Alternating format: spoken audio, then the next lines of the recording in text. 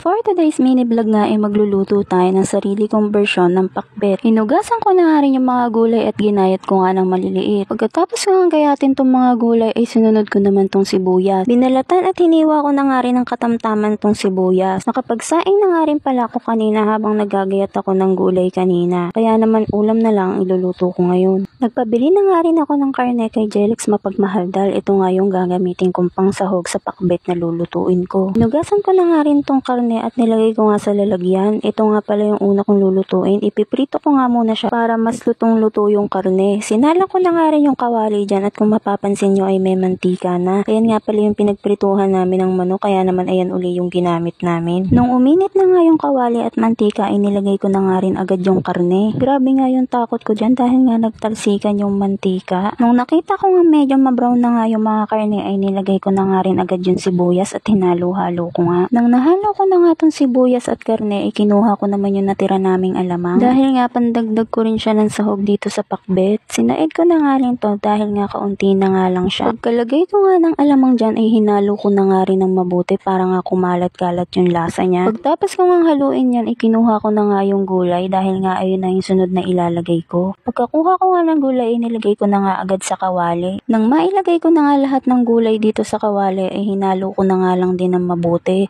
Tsaka ako tinakpan dahil babalikan ko nga ito after 5 minutes.